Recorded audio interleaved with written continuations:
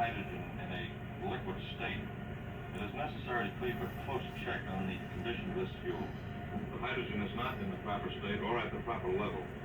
It would have such a marked effect on the results that there is no point in continuing the experiment, in which case we would postpone the shot. Is there any chance of that so far, Bob? No, there isn't, Stan. The cryogenic system has been operating perfectly for several days, and we're not particularly worried now. That's fine. I have here a layout you may be interested in. This diagram will give you a general idea of the whole setup. Data from the sequence timer is piped over to a display panel. Likewise, cryogenics data is piped over to this display panel. This kind of display panel is new to atomic test work because of the large number of remote control and metering problems encountered in this operation.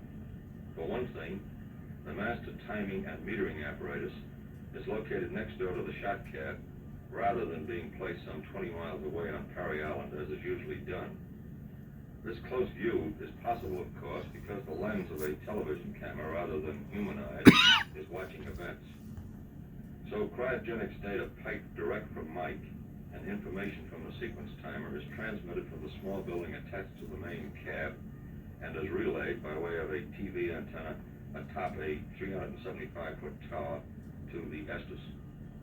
So that's the flow.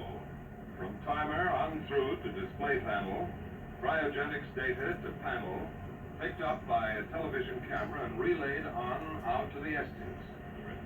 A very ingenious arrangement. But what happens if you have to stop the firing mechanism, or can you stop it? We can stop it all right if we have to. We have a radio link direct to the firing panel in the shot cap. If we have to stop the shot, we simply push this button. Just a simple flip of the wrist, huh? That's right, but a lot of work goes down the drain. You understand we don't want to stop this thing unless it's absolutely essential. No, I can understand that. Say, I was out on deck when you fellas returned. Well, that is, when the firing party returned. What happened out there on Shot Island? If you'll excuse me, I suggest you talk to Colonel Lunger about that. I have a timing signal coming up. All right. So then, Dick, the firing party's big job is to see the last-minute details of arming and firing and to make sure that the Shot Island is secure. That's the broad brush of it, yes. I've been a member of firing parties before, but this was different somehow. A man standing, as I stood, on the outside of the building housing the mic device couldn't help but feel, to sense the importance of this moment. Inside, a handful of men were making a final check. Were arming a device which could be the key to a new era in atomic weaponeering. I don't know just how the others felt, but I felt small when I thought of the experiment being readied inside.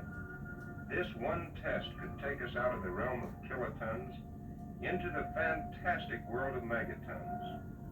And then, at H minus 6 hours, the job was finished. The mic device was on its own and ready. We all moved to take a final look at the gadget, which represents a year of intensive engineering. As we moved toward the pier, one couldn't get away from the feeling of being alone, of knowing you were the last to leave an island which might be shocked beyond human re-entry.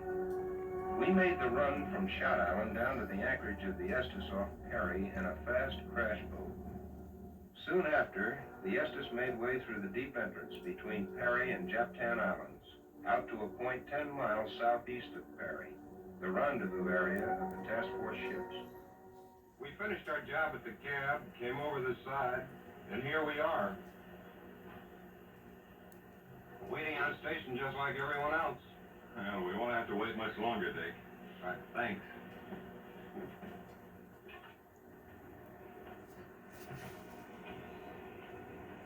Well, that's part of the story. A small part, actually, of this whole ball of wax. An operation like Ivy has many facets, some large, some small. Behind the present activities on this ship, behind what went on at the atoll itself, whatever preparations had to be made in the States, is the broader story of policy, philosophy, of planning. Now, this deeper story, the background, so to speak, has its roots entwined in the broad international picture, in the larger aspects of the atomic weapons development program, in complex scientific conclusions, Not long ago at Los Alamos, I was talking to Dr. Alvin C. Graves, head of the test division there.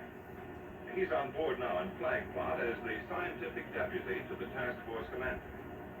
He's one of the men who can tell us about the thinking behind this operation. And we're not really sure what progress the Russians have made in this business of nuclear research. And so the only safe assumption to make is that they're interested in producing a fission bomb and use it as some sort of trigger mechanism for a hydrogen bomb. It's obvious we don't want them to have a hydrogen bomb before we do. And so time is urgent. Time is the thing we have to beat. Dr. Graves, the historical side of this operation is particularly important. I wonder if you'd mind speaking right to our camera. Not at all. First, let's go over this business of the hydrogen bomb.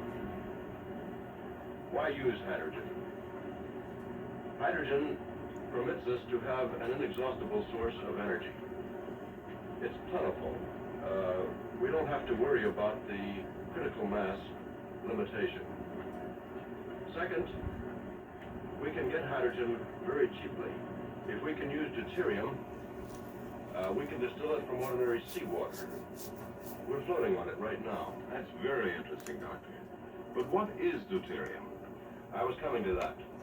First, let's consider ordinary hydrogen, such as is used commercially. An atom of this kind of hydrogen has the simplest nucleus known. It has one proton. But hydrogen exists in two other isotopic forms. Deuterium, which has a neutron in addition to the proton, and tritium, which has two neutrons and one proton. Ordinary hydrogen is not considered a good bomb fuel, and tritium, because of its expense and rarity, can only be used in limited quantities. Well, that's part of the background of Ivy leading up to the present. 81 minutes will be H minus 45 minutes. H minus 45 minutes. Sounds extra bit. All right, fine, Doctor. Beginning to get light. Quite a bit. Hi, Jerry. Worried about Mike? Well, it's too late to worry about that now.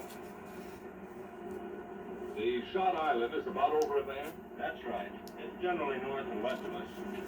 For the past half hour, the ship has been headed directly toward the shot island, and will continue to do so until shot time. You know, there's one thing I can't quite put together. That's this business of success or failure. I've heard there's a 50% chance of its failing. Now, this low margin of success wasn't true on the other shots, was it? No, it wasn't. Let me try out the Admiral's chair. Sure. Up until this operation, that is, from about 1945 through 1951,